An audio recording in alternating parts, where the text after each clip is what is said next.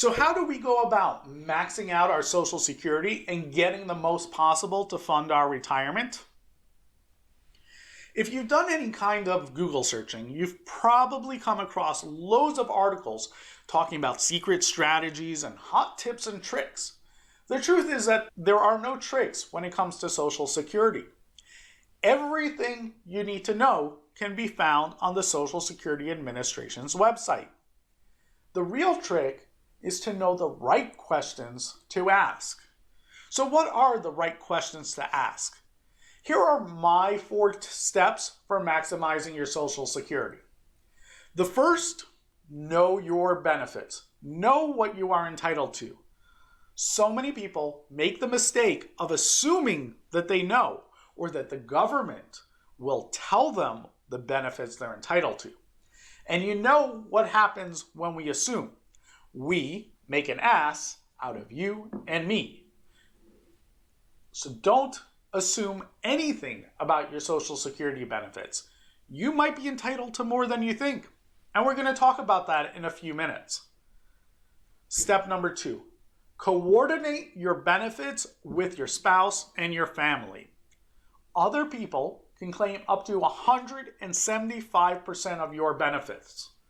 There are a lot of people who are potentially eligible for benefits under your work history. And due to the new deemed filing rule, those people can only receive those benefits once you file for yours.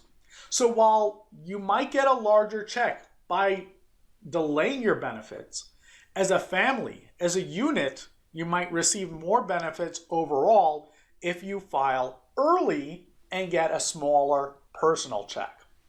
Conversely, you may want to do the opposite when it comes to survivorship planning.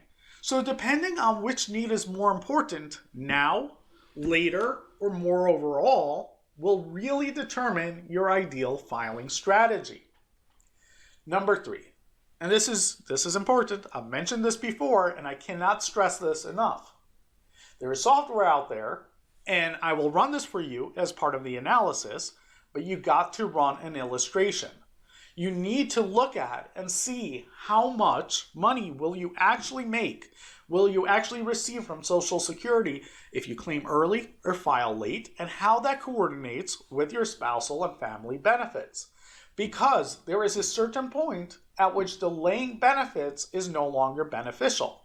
And I am often surprised at where that point is. So until you've done the work and run that analysis and looked at the numbers, you really don't know what the ideal filing strategy is for you and your loved ones.